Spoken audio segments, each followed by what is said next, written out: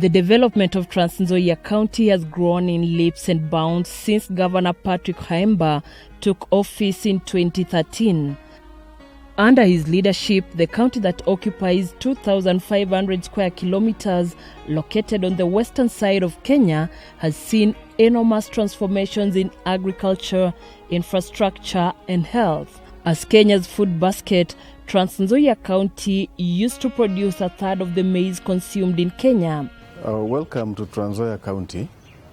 Trans-Nzoia County occupies an area of about 2,500 square kilometers, located on the western side of Kenya. The area is popularly known as a food basket of Kenya because we produce a lot of maize here. At one time, the county was producing about a third of the maize consumed in this country.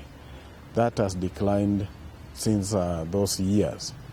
Now, when we came into office about 2.5 years ago, we found a very deplorable state.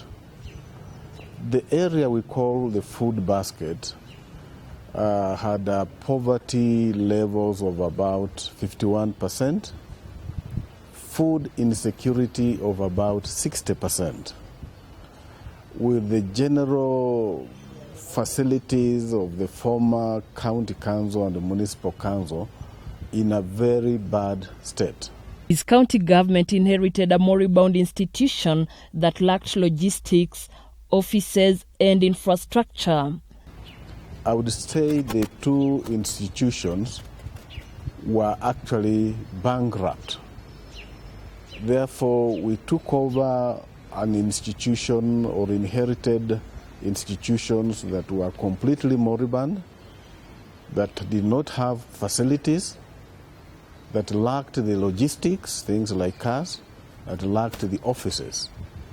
Now, given that background, we had to quickly embark on work, and the first thing we did was the planning process. We embarked in the preparation of what we call the County Integrated Strategy paper, and we completed it after a period of 4 months, after serious consultation. Now, this was the blueprint that would help us, guide us in engaging on development matters in the county. Governor Khaemba engaged in development of agriculture strategy paper that set benchmark on the direction of the county. We equally engaged on developing a strategy paper in agriculture because the economy of Trans-Nzoia is basically driven by agricultural activities. And when I say agricultural activities, we don't have many agricultural activities. It's maize farming, maize production, with very little coffee production, very little tea production, and a few other crops. Now, the two strategy papers indeed set the benchmarks of the direction we're going to move. We identified agriculture as the main area of investment. Agriculture, to ensure that productivity is revived. I want to give you an example. When I was growing up, farmers were harvesting an average of 30 bags of maize per acre. At the time I came to the office, they had declined to an average of 12 bags per acre. Yet, to break even in maize production, you need to produce 16 bags to 17 bags. What did that mean? It meant farmers were farming at a loss, producing maize at a loss. So we developed a strategy. One of the key issues was that we need to increase production of maize, restore it to the previous levels. That would have meant that we would have food security in the county. At the same time, people will have enough to sell and make some money for themselves. For over 50 years, the people of Trans-Nzoia had used DAP that increased acidity. Non-acidic fertilizer was needed and multi-cropping. In turn, this increased production of maize from 4.4 million to 5.4 million bags.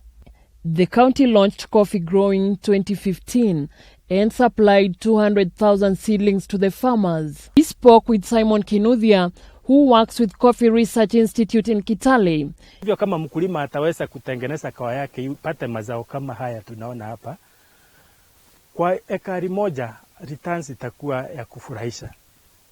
Sababu kama mkulima anaweza pata wakati hata bei iko 50 ya cherry, a kg of cherry. Mkulima hawa amepanda miche 1,000. Kilo 5 kwa hiyo miche, kwa hiyo kahawa yake 1,000. Hiyo ni kilo 5,000. 5,000 akipata wakati at least bei iko hiyo shilingi 50 kwa kilo moja ya cherry. Kwa hiyo shamba yake atapata $250,000, that is 250,000. Na kuna wakati bei inakuwa mzuri, na hii mti ya kahawa ikifikia mwaka wa 4 iko na uwezo wa kubeba mpaka kilo 30. Maana kuna mahali kwingine kwa hii nchi yetu ya Kenya ambao wakulima wameweza kupata hiyo kiwango kama hizo ya mazao kwa mti moja ya kahawa. Kwa hivyo hii ni mmea ambayo itaweza kufanya wakulima waende hatua nyingine. Baraza plants a variety of crops including maize, bananas, beans, macadamia, tomatoes, kunde, pawpaw, oranges, avocados and coffee. Because what we are looking at is the high yield. And I've been advised by the consultant that what we do in every hole, we leave about 3. There's the mother, the daughter, and the granddaughter. So the rest, we're just uprooting all of them. And that way it will be able to give us some good yield out of this. We are also doing, you have seen, we're also doing coffee. We are planting 25,000 stems of coffee. We have already done almost 10,000, and we are still carrying on. So in the course of next week, we should be through with that. And then into the bananas, you can see we have done also some beans. So these beans, these are short crops. So we do these ones to be able to subsidize so that we can get revenue also to pay wages for the workers. Traditionally, if you look at Kitale farmers, you find everybody is doing maize. But as we decided not to do too much, we're only doing a few probably for our dairy. Why? Because we're looking at doing something that which can give us value, which can give us good money. And you can only make money from the farm if you are in horticulture, or if you are in things like bananas or coffee. You are doing things like French beans, those short crops, like now we do tomatoes, because they only take 3 months. Like now we are doing beans, and beans last season we got about almost it was 45 bags, and each bag was going around 7,000. And that was in a few acres. Maize, you can be able to realize that kind of money. Through soil sampling, soils from the 25 wards were taken for testing, and over 90% of farmers have been encouraged not to burn farm waste, but plow it in to reduce soil acidity. And the soils over time have been exhausted, have been turned acidic, for the reason we have been using one type of fertilizer, that is the ammonium phosphate, that is DAP, which used to be very good, but because of overuse, it has messed up our soils. Now, we needed to confirm that.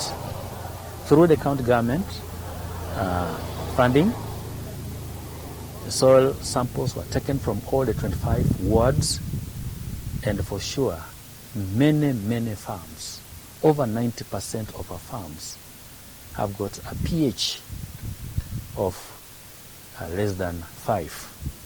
That is actually very acidic. And that means that some nutrients which are supposed to be used by crops for good performance are not available. That is one area. So, what do? To fix the problem as a department, we've been encouraging farmers to not to burn the waste from the farms, but to ply it in so that we increase organic matter, which in turn will reduce soil acidity. Another quick fix is to use non-acidifying fertilizers. And one of those fertilizers is Mavuno.